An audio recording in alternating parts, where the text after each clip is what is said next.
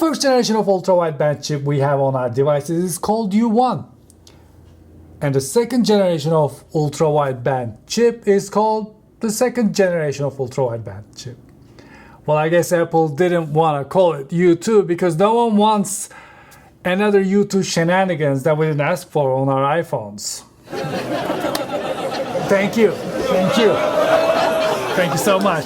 That's the end of the video. Goodbye. See you in the next one.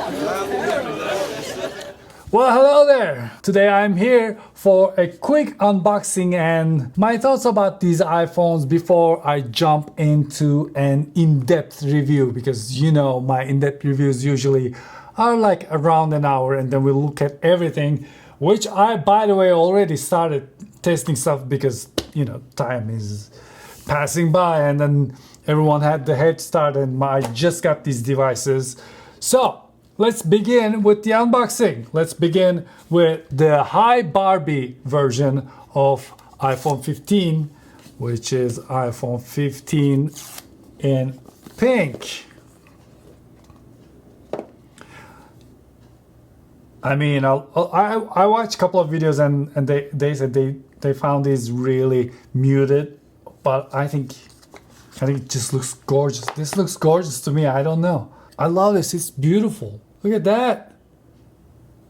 But does it have the sizzle? Because it's been a while. We don't have the sizzle anymore. Very poor. When it comes to sizzle, we lost Apple.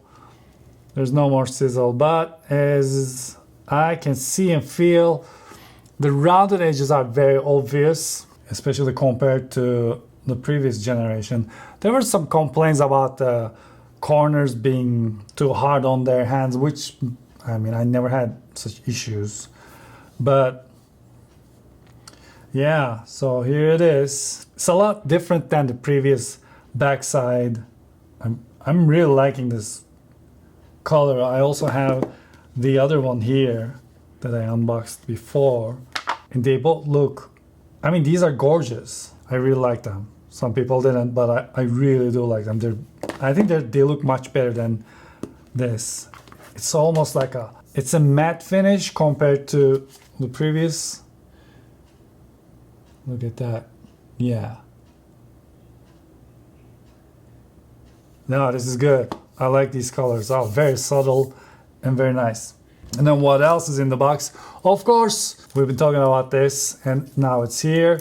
We have the USB-C cable because these devices, iPhone 15 and iPhone 15 Plus, has USB-C 2.0 from 2000, from just, you know, a couple of years ago. It's just brand new technology from 2000, which has the equal speeds as Lightning. And then let's talk about the chip. This one has the chip from iPhone 14 Pro Max, which is the A16 Bionic chip, which is a 4nm chip. When it comes to displays, now we have the dynamic island, which was not a thing on iPhone 14 and 14 Plus. On iPhone 14, we had the notch, and now we have the dynamic island. By the way, the dynamic island is not a gimmick.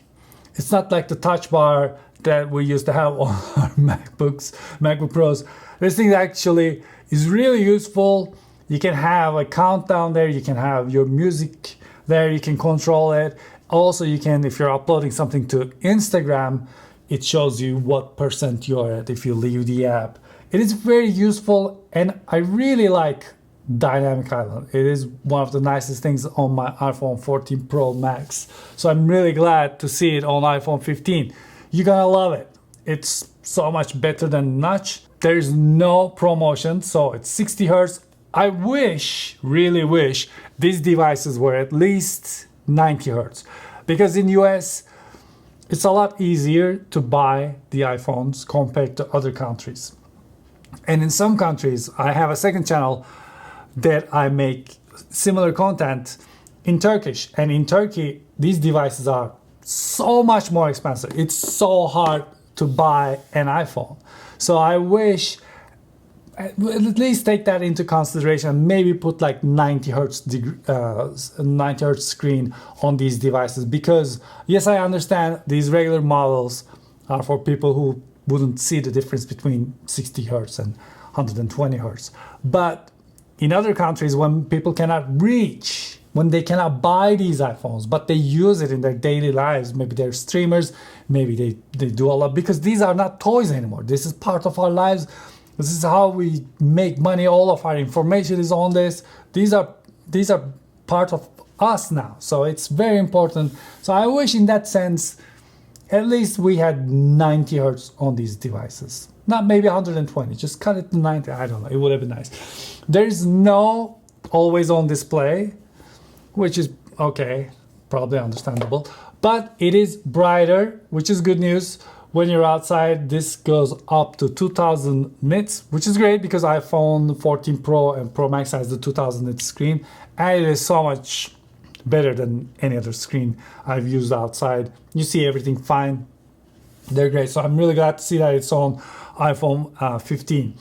The dimensions are a little bit different. So if you're wondering if your case is going to fit on the new iPhone, your older case, it does fit. It's a little loose, you know, when you buy a clothes for the kid, thinking they're gonna wear it the next year as well, for next Christmas. In that sense, yes, the iPhone 14 case fits into iPhone 15, but the iPhone 15 case, very, very tight, very difficult. But it does fit, but I wouldn't do it. Now, as I mentioned before, this has the USB 2 port, which gives us 480 megabits of data transfer speed, which is same as the Lightning. So if you're backing up or restoring, the time that it takes to do that, the file transfer time is not going to be affected a lot. But when it comes to charging, of course, with USB-C 2, you'll be USB 2.0, you'll be able to charge faster if the phone allows. But normally, yes, in 30 minutes you get 50% battery charge on this one, just like the previous iPhone 14. When it comes to cameras, here's the part where it gets a little bit confusing because the new iPhone has the 48 megapixel quad Bayer sensor. If you don't know what quad Bayer sensor is, and if you don't know how it works, the principle and all, I had a video, my iPhone 14 review video. It's a 1 hour video. It's 1 hour because we talked about how this sensor works, how it does what it does, and why it's actually 12 megapixels, but it's also 48 megapixels. Why is it 4 times, 12 to 48? We talked about all of that. I drove stuff. You gotta go and check that out. I'm pretty sure if you don't know how these technologies work, it's gonna be really helpful, and it's gonna help you a lot with your decision when it comes to understanding these lingo that we keep using all the time about these products. What is 48 megapixel when this Netflix approved cinema line camera is 12 megapixels? Why is this 12 megapixels? There's a reason. There's a reason. It's a very legit, apart from marketing, the higher number sounds better. Actually, I love shooting with 12 megapixels on that camera. So the thing that is interesting for me is the sensor in this iPhone 15 and iPhone 15 Plus is 48 megapixel, but the pixel size is 2 micrometers. So that is smaller than the sensor we had on iPhone 14 Pro and 14 Pro Max, which is 2.44 micrometers, which tells me the sensor in this is probably smaller than the sensor we have here. But I'm gonna do an in-depth, I'm gonna dive into this and I'm gonna let you know what I find. But I think it is smaller, but it is bigger than the sensor we have on iPhone 14 because iPhone 14's pixel size was 1.9 micrometer. So of course, when you have 48 megapixel sensor, which is a quad Bayer sensor, I don't know if I mentioned it before, if you just go into the middle, you can get a 2x telephoto mode with not losing much quality, but your pixel size is gonna go 1/4. So you're gonna have 0.5 micrometer pixel size, which means you're gonna need a lot of light. But of course, the photonic engine and the deep fusion we have on these devices, they just create wonders because they're using every possible information they can get from left and right, meaning It sometimes uses the other lens to gather information from the other lens and combines it with the other lens, the lens you're shooting with, and it takes photos before you hit the shutter button. After you hit the shutter button, it takes different types of photos and just combines them together to give you the best solution, best result. So I'm gonna be testing this like crazy, you know I will, and I'm gonna let you know if it's better or if it's, you know, if it's just a gimmick. But so far, if you want to switch to 2x, unless you're outside where there's a lot of light during daytime, 2x, I think it's not gonna have the best result. When it comes to ultra wide camera, it seems like nothing has changed. It's the same 12 megapixel, 13mm, f2.4 ultra wide camera. That is fixed focus. What that means is it doesn't support macro mode. It doesn't support macro mode on iPhone 15 or 14, which is a shame because the macro mode is a lot of fun. I wish they brought it to iPhone 15. You would have had a great time. And then front-facing camera seems to be exactly the same. When we come to the camera features, we have Smart HDR5 instead of 4, which seems like a software update. And then portrait mode has depth control, which is a feature that we got on our iPhone 14 series. I haven't updated my iPhone 13. I don't know if it's on that as well. But now when I take a photo in portrait mode, I can change where the focus is on this iPhone 14 as well. So that feature is on iPhone 15. I would like to remind you that if you're taking a photo of this, for example, and the background is out of focus, normally, because of, you know, where the focus is, when you take that photo in portrait mode and you want to switch to backside of this image to have the focus over there, if the photo itself is out of focus, of course that's not gonna fix it. But just like iPhone 14, there's no RAW, there's no ProRes video, which is interesting. I wish at least we had RAW on these devices, because the RAW photo makes a huge difference. If you're like me, if you take a lot of photos for your work. According to Apple's website, it has the same battery life. And I'm really curious to see this, because with a different screen, with the different brightness levels, with the different CPU, how are we having the same battery life? We'll see. I'm gonna do my tests. The storage starts from 128, goes to 256 and 512, but there's no 1 terabyte when it comes to iPhone 15, just like iPhone 14. And it's the same price in USA, not same price in other places. You have black, blue, green, yellow, pink options. The chassis is aluminum. We have ceramic shield at the front, and the backside, as we mentioned before, is color infused glass. So that's iPhone 15. Now let's switch to iPhone 15 Pro and iPhone 15 Pro Max.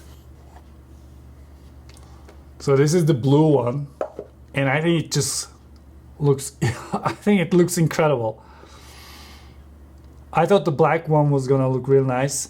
I didn't care much about, unpopular opinion maybe, but I didn't care much about the gray one, because, you know, I have enough gray. I wear gray, everything, you know, everything is gray, hair is gray, you know, and so I like a little bit of color on my phone, if you will. And this blue is just fantastic.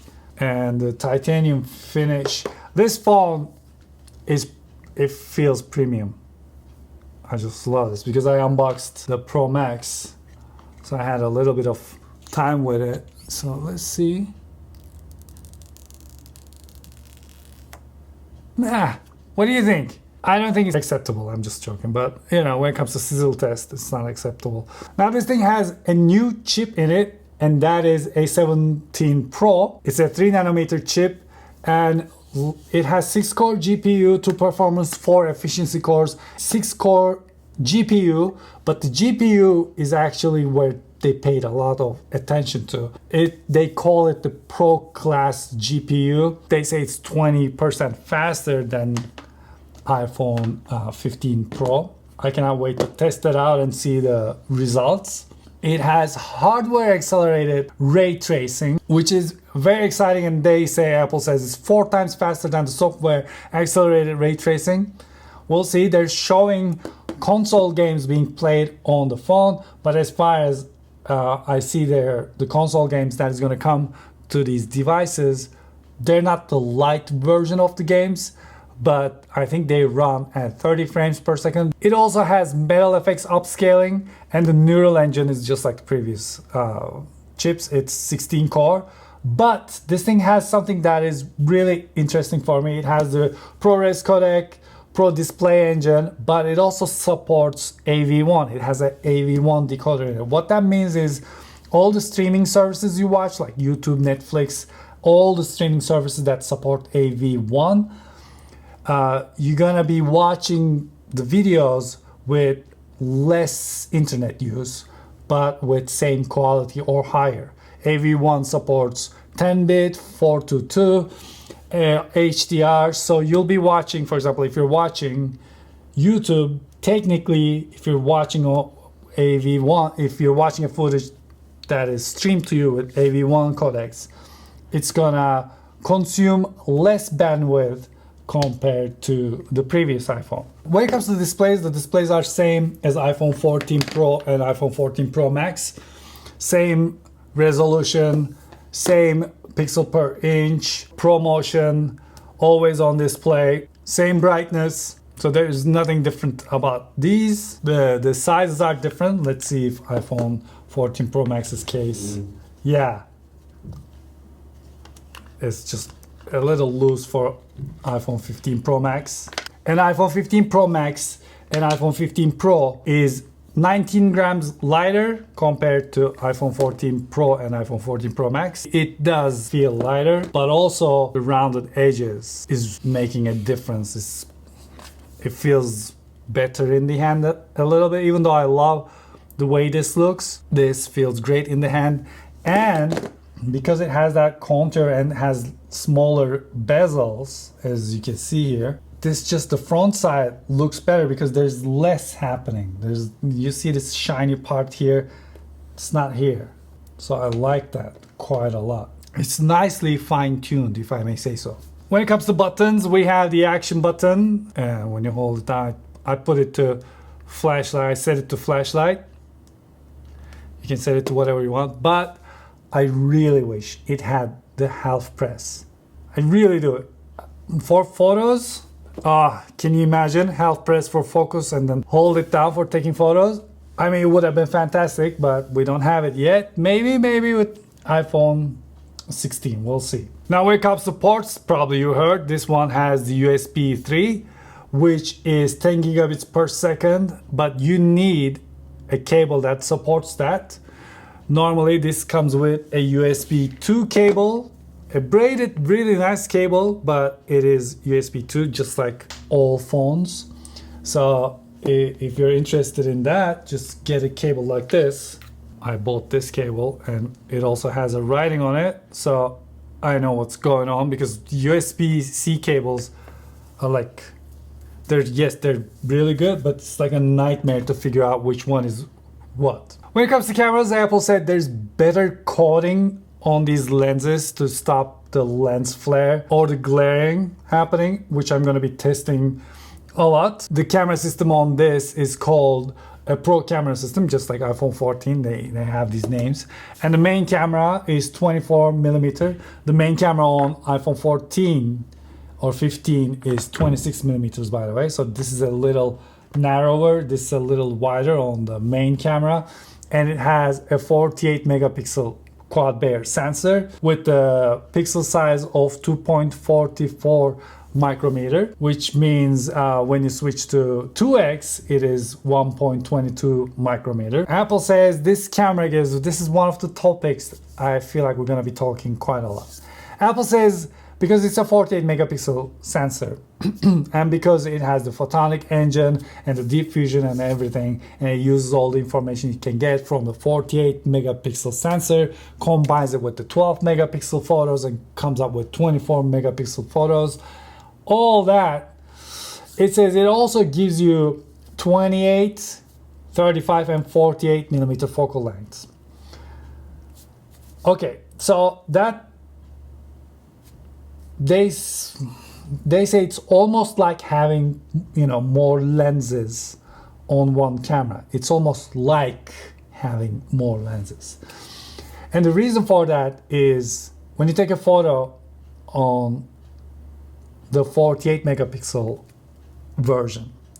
The pixel size goes down to super tiny, which means you need a lot of light. That's why it switches to 12 megapixel, because then all 4 photo sites get, you know, joined together to create one big pixel to gather more light. So it all works in junction like that together. And then when all of those photos are combined, it gives you the 24 megapixel or 12 megapixel result.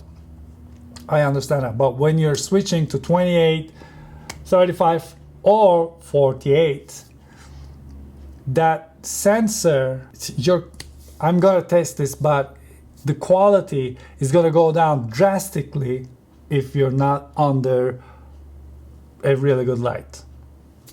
That's how I feel. I'll be testing it, and I'm gonna let you know. Because if that's the case, by the way, this is the most Samsung-like thing, like do space zoom. You know how Samsung does that childish thing? There's nothing wrong with it. Not everyone is like us. They don't need to care about the professional stuff on these devices. Some people don't care, like space zooms. I'm sure it would sound amazing to me if I wasn't in this field. But when you're in it, when this is your life, you know, it's really funny when you hear stuff like that. How many people are we? Like, the rest of the world doesn't care about it. They took a photo of the moon and they're really happy. They don't care that what's happening behind the camera. So why stop there? Why not call it has 107, you know, focal lengths for every millimeter.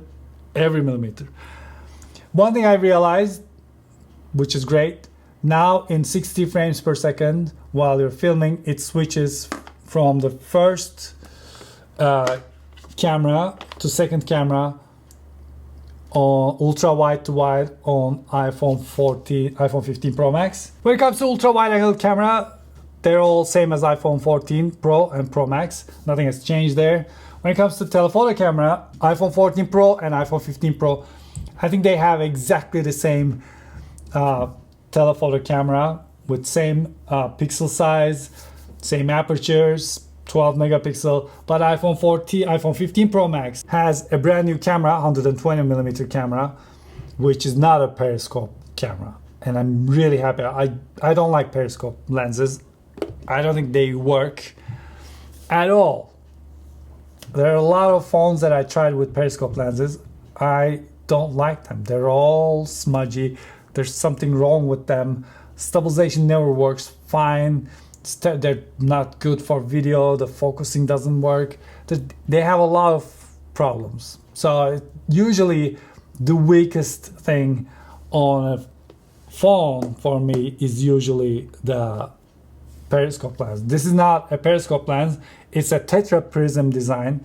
So the sensor is not on the side facing this way. It's just a regular sensor. It's just the light bounces a couple of times and goes to the sensor. I cannot wait to see how that performs. I'm very excited. I wanna hope that it's good. Front facing camera is same as iPhone 14 Pro and Pro Max, or 14 and 14 Plus. And when it comes to camera features, we have HDR5, we have portrait mode with depth control. And if you take a photo without being in the portrait mode, if there's a human or animal in it, then you can switch it to the portrait mode because it records the depth info, which is great because now you don't have to worry about being in portrait mode, and then you can change it to portrait mode and also play around with the focus. Also, you can have 12 megapixel photos with the main camera, or 24 megapixel photos, or 48 megapixel photos. And also you can have them in HEIF. HEIF. Yeah, you heard me. You can shoot in RAW, which is fantastic if you want to edit. You have a lot more information in the RAW photo. It's going to take a lot more space, but that doesn't mean anything because you're working. And then you can do macro photography. It supports macro with the ultra wide angle lens. And then we have ProRes in the video.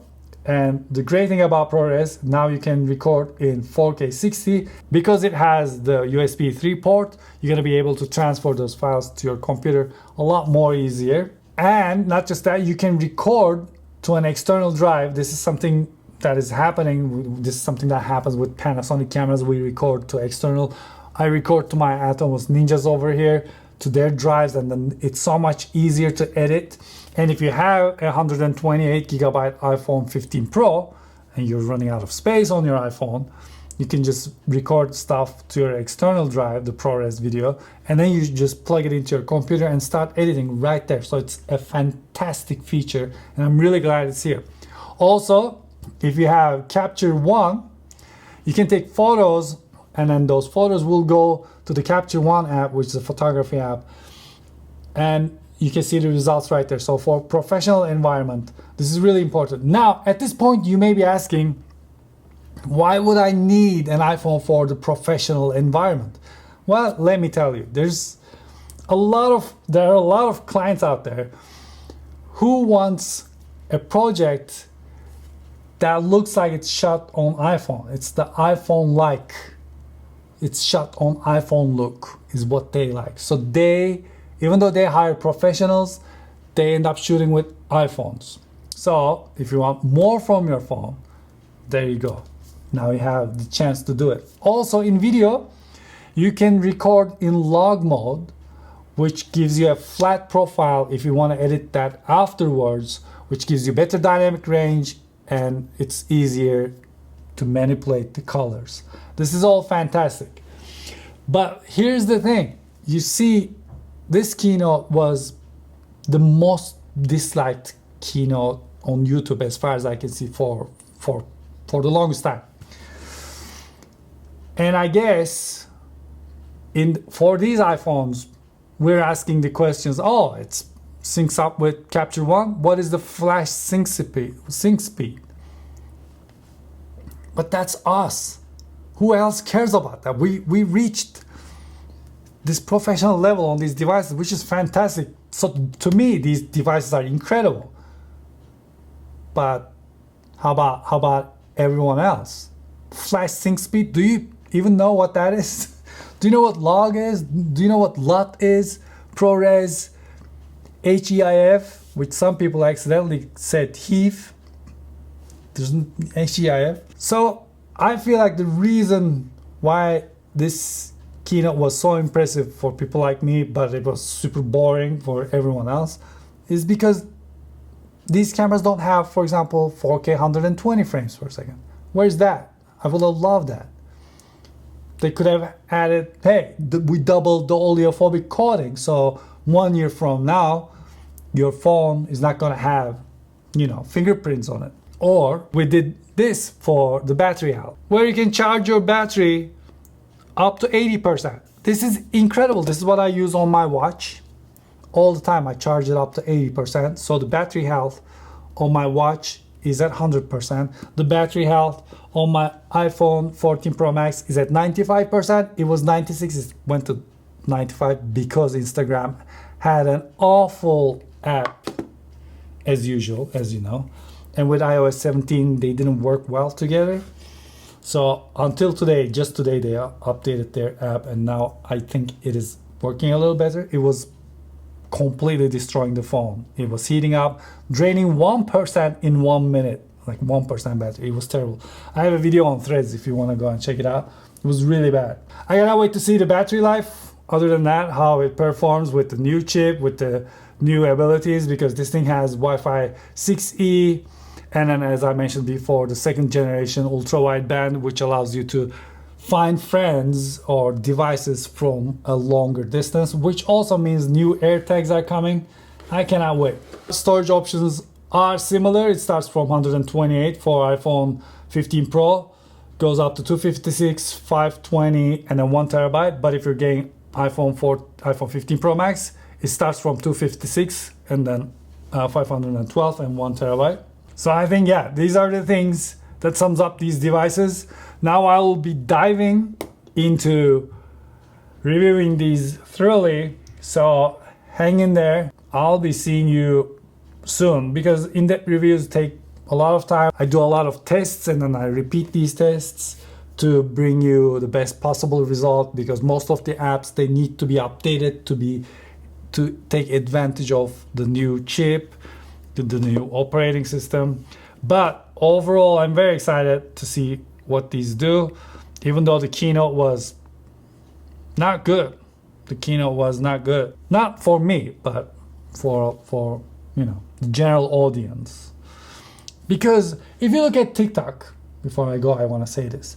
If you see those iPhone tips videos, they're so bad. They're almost like, do you know these 3 circles behind your phone? Did you know they were cameras? And in the comments, people are like, what? I never knew that. Did you know your iPhone can make phone calls? And the people are flipping. They really don't know what these devices can do. There was this person showing how you can, you know, move your mouse from one computer to your iPad, and people were,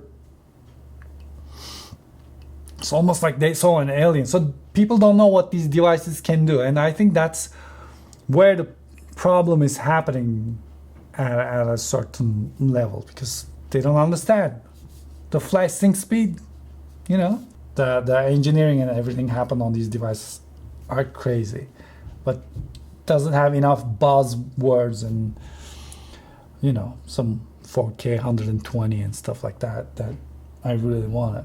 But yeah, okay, thank you very much for watching this video, and I'll see you very soon. YouTube works in mysterious ways. It doesn't send you notifications or anything, so be on the lookout. I'll see you soon. Let me know what you think about these devices. What did you think about the keynote? What did you think about, you know, the tetraprism lens? And if there's anything you like me to test specifically, let me know, and I'll see you in the in-depth review very soon. All right, bye.